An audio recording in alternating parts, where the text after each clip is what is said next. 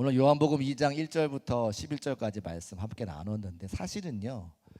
제가 요한복음에 나오는 7가지 기적을 거꾸로 지금 해오고 있어요. 일부러 그렇게 하거든요. 오늘 마지막 7번째 기적 마지막인데 거꾸로 해오는 이유는 오늘 사실은 말씀에 포인트가 있기 때문입니다. 우리가 이 요한복음 2장 1절부터 12절까지 말씀 물이 포도주로 변한 내용은 사실은 신앙생활 하면서 굉장히 많이 말씀을 들으셨습니다. 내용도 잘 알고 계세요. 그래서 저도 설교를 여러 번 했고 여러 가지 말씀의 포인트가 있는데 전체적으로 요한복음의 7가지 기적을 나타내시는 그 맥락 가운데는 또 다르게 말씀을 증거할 수 있는 포인트가 있어서 오늘 말씀을 전하려고 하거든요. 여기 오늘 말씀해 보면 2장 11절 말씀에 이렇게 기록하고 있어요. 예수께서 이 첫 표적이라고 아예 딱 성경에 기록해 놓으신 거예요.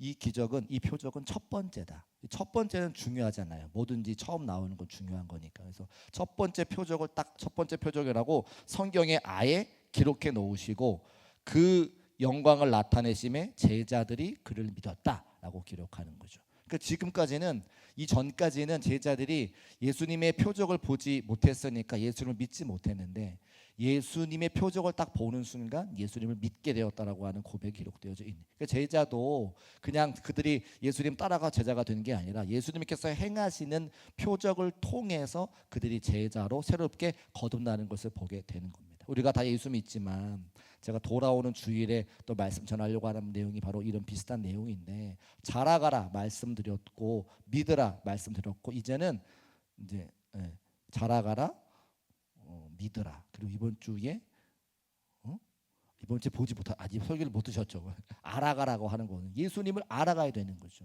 예수님은 믿고 그 예수님이 더 어떤 분인지를 이제 알아가셔야 되는 거죠. 그래서 이번에 말씀을 전하게 됐는데 그를 믿으라라고 하는 것을 볼 때에 그를 믿으니라고 하는 것을 볼 때에 제자들도 표적을 통해서 그들의 믿음이 자라나고 또 예수 그리스도를 구세주로 믿는 것을 이제 보게 되는 겁니다.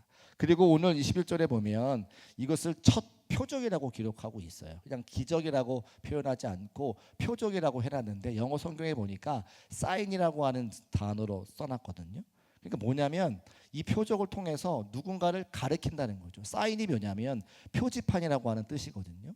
제가 지방에 신방 갔다가 올라오면서 지방에서 길을 잘 모르니까 서울이라고 하는 표지판을 보고 그 길을 가는 거예요. 그럼 서울에 와서는 이제 중곡동이라고 하는 표지판을 보고 제가 오면 어느 순간 집에 와 있는 거죠. 그러니까 표지판은 뭐냐면 표적이라고 하는 것은 뭐냐면 그것을 통해서 누군가를 가르치는 거죠.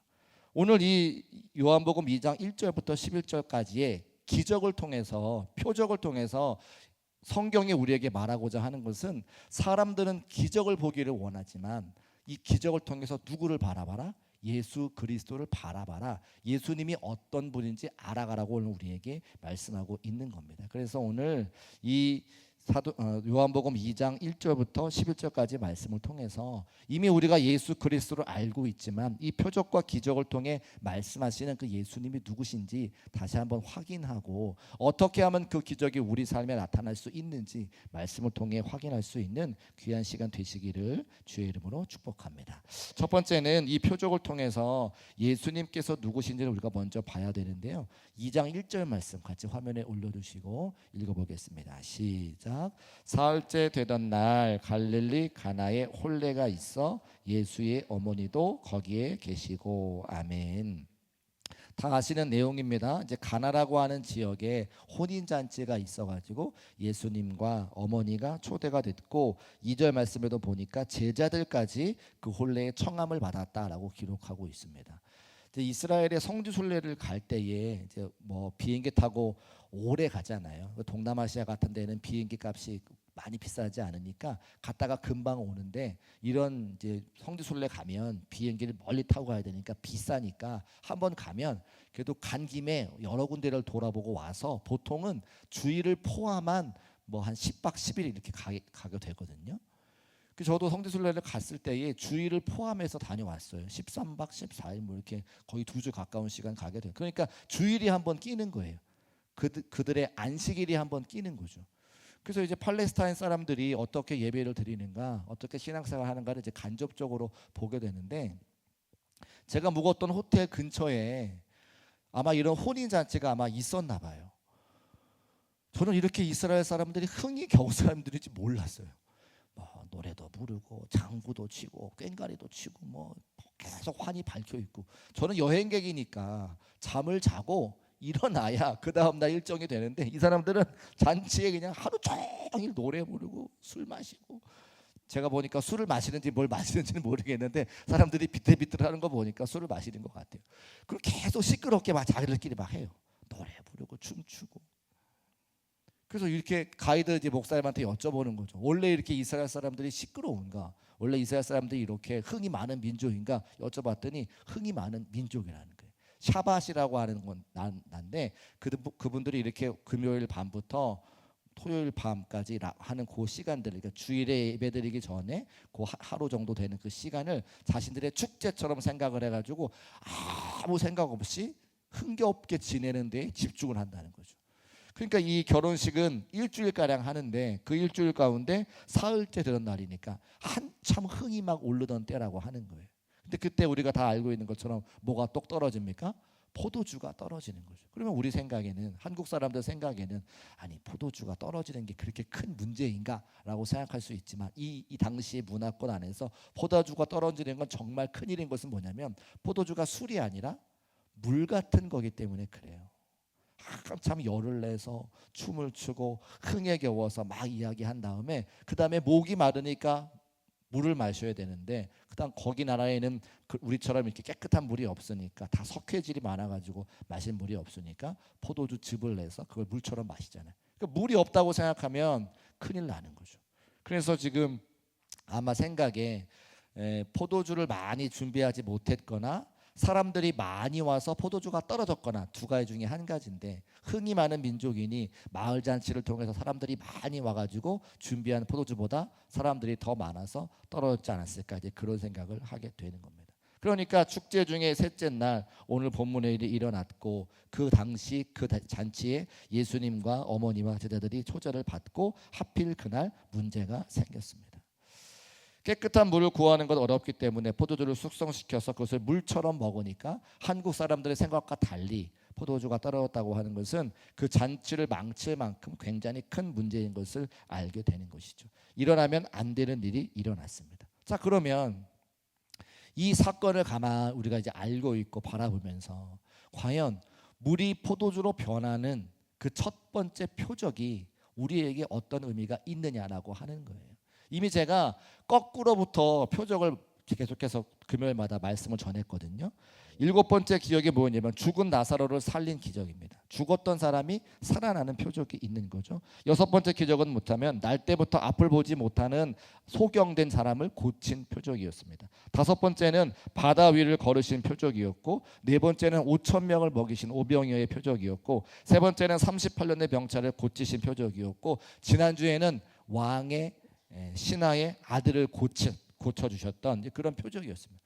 그 사람들을 살리거나 무리를 걸어오시거나 5,000명을 먹이시는 우리가 상상도 할 수 없는 그런 표적과 오늘 첫 번째 표적을 비교하면, 나머지 6번째 표적은 우리가 생각도 할 수 없는, 사람의 힘으로는 도저히 할 수 없는 그런 표적들인데, 비교적 물이 포도주로 바뀌는 기적은 누구 죽었던 사람을 살리는 게 아니니까, 무리를 걸어가는 게 아니니까 5,000명을 먹이는 기적보다는 작은 기적이라고 하는 거예요.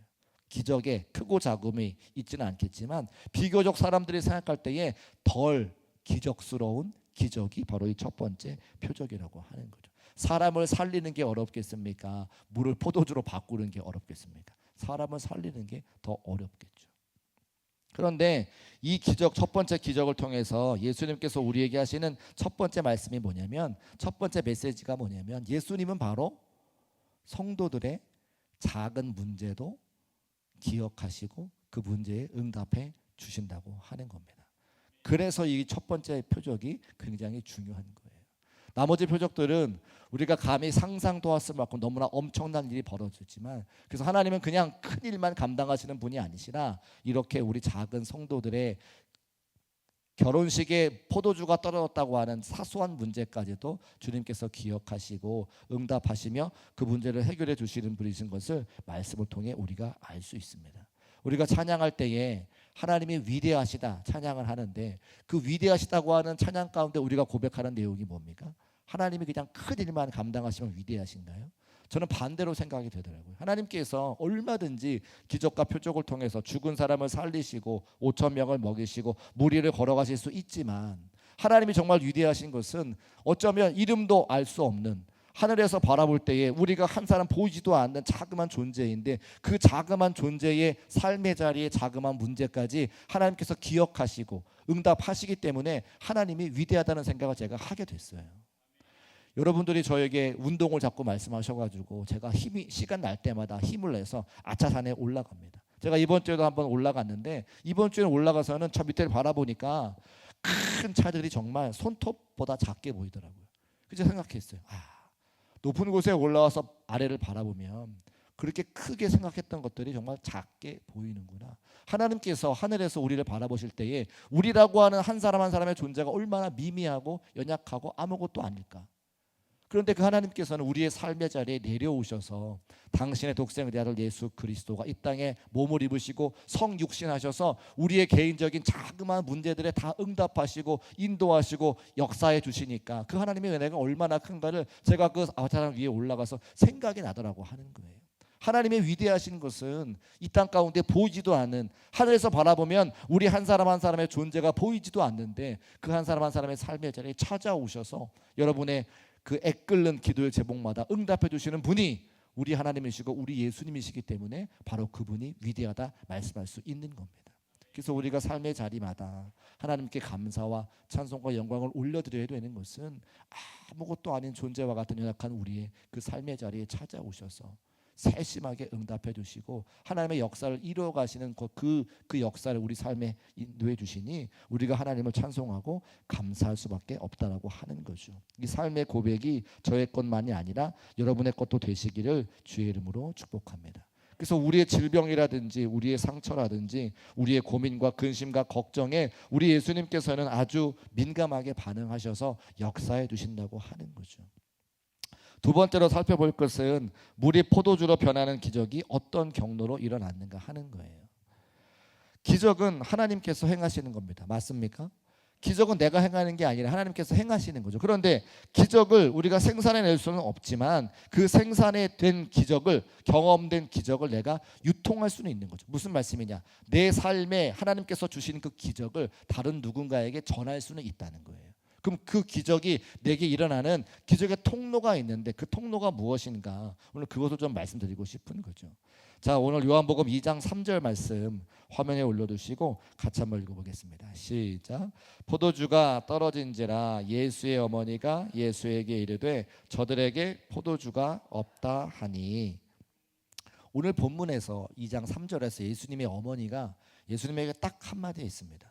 무슨 말 하셨습니까? 저들에게 포도주가 없다. 문제를 딱 말씀하시는 거죠. 뭐 문제의 원인이라든지 어떻게 해라 이럴 거 아니고 그냥 딱 문제 그 자체만. 저들에게 포도주가 없다. 그런데 4절 말씀 보면 예수님께서 이 결혼식장에서 사실은 기적을 행할 마음이 없으셨어요. 4절에 보실까? 같이 읽어보겠습니다. 시작. 예수께서 이르시되 여자여 나와 무슨 상관이 있나이까? 내 때가 아직 이르지 아니하였나이다. 그러니까 좀 냉정하게 예수님은 아직 당신의 일하실 때가 되지 않았기 때문에 메시아로서의 사역을 감당하실 때가 되지 않으셨기 때문에 나랑 상관이 없습니다. 나는 기적을 일으키지 않을 거예요. 이렇게 말씀하신단 말입니다.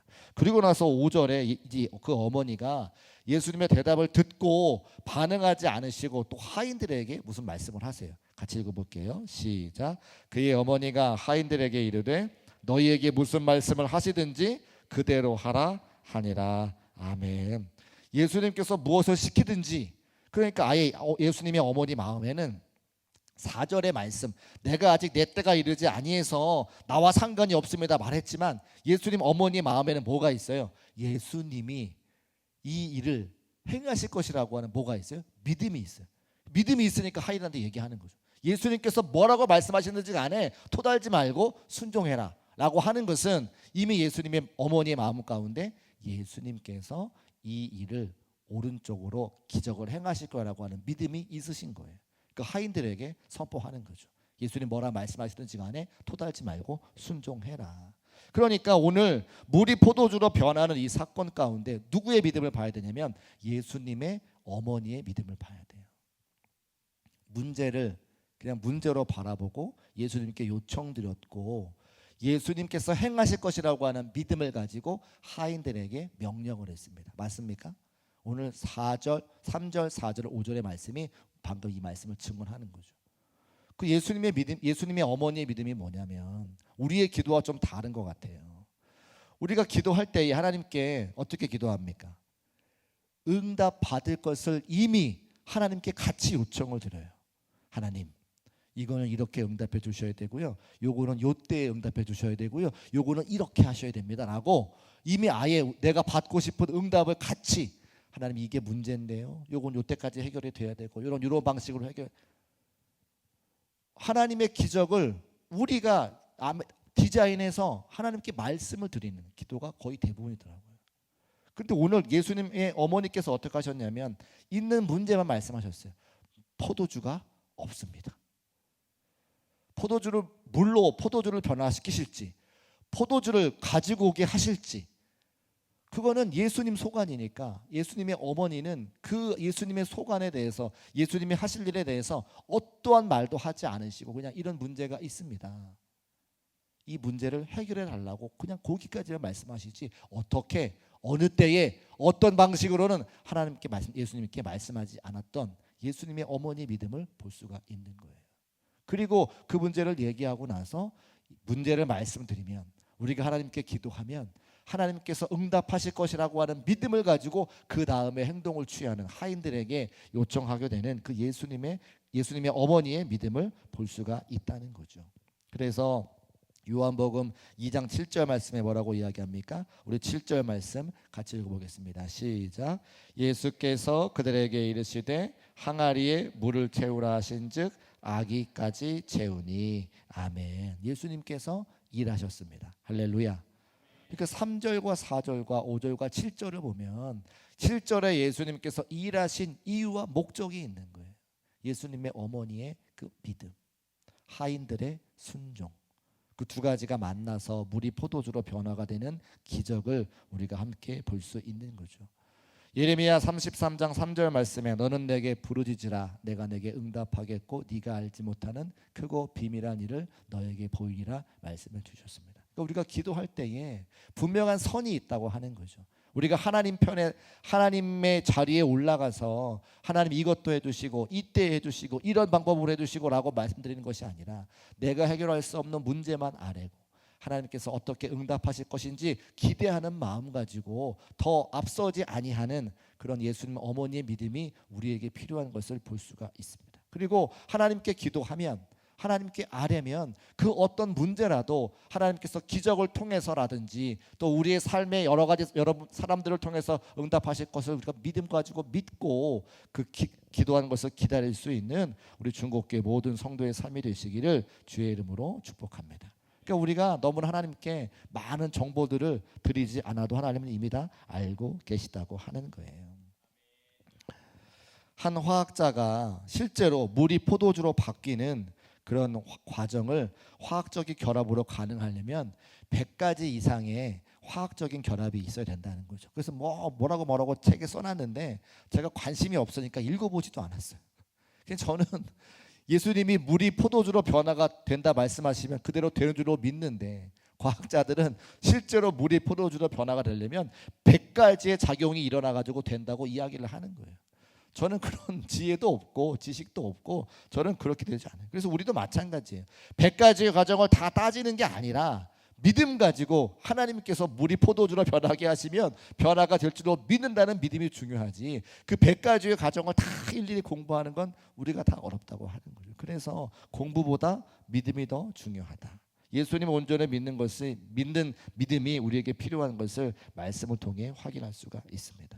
시편 37편 5절 말씀 보면 너의 길을 여호와께 맡기라 그를 의지하면 그가 이루신다라고 기록하고 있어요. 같이 한번 읽어볼까요? 시작. 내 길을 여호와께 맡기라 그를 의지하면 그가 이루시고. 아멘. 여러분의 모든 삶의 문제와 그 길을 하나님께 맡겨드리고 하나님의 인도함 받으시기를 주의 이름으로 축복합니다.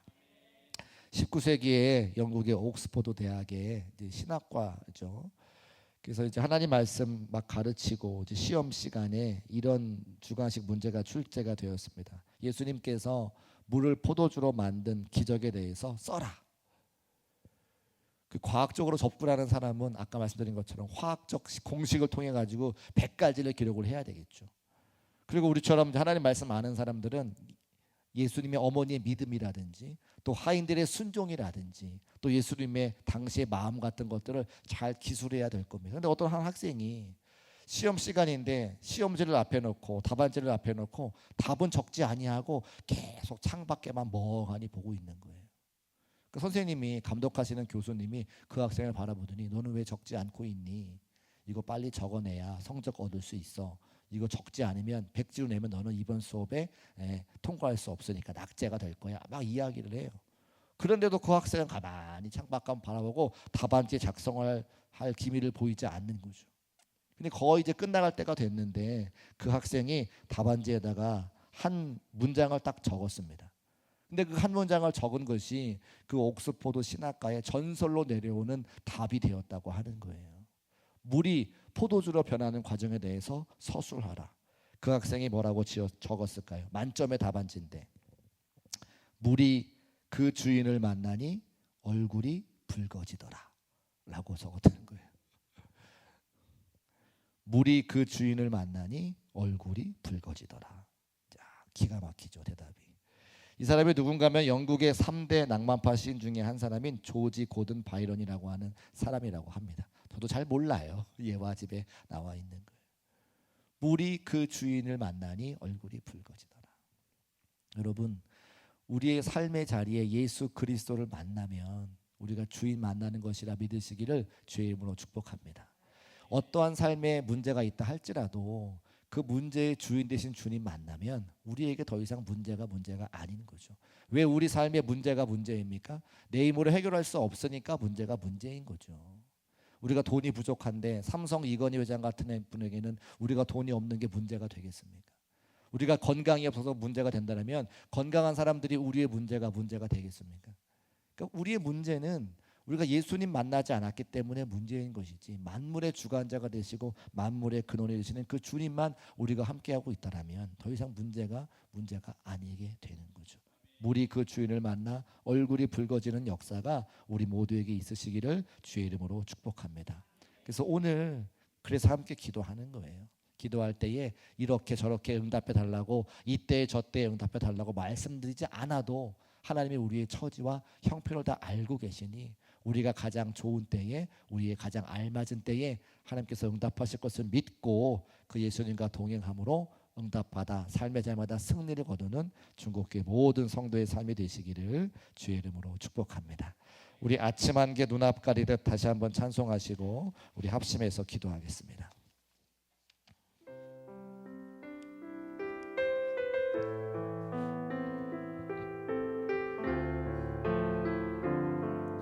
아침 한개 눈앞 가리듯 아침 한개 눈앞 가리듯 나의 약한 믿음 의심 쌓일 때 부드럽게 다가온 주의 음성 아무것도 염려하지 마라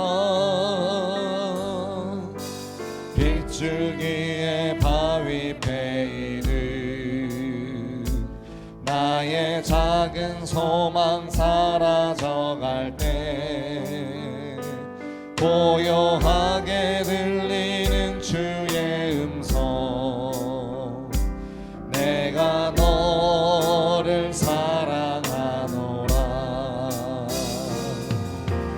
외로움과 방황 속에서 주님 앞에 나아갈 때에 위로하시는 주님 나를 도우서 상한 나의 마음 감싸주시네 십자가의 보혈로서 주의 그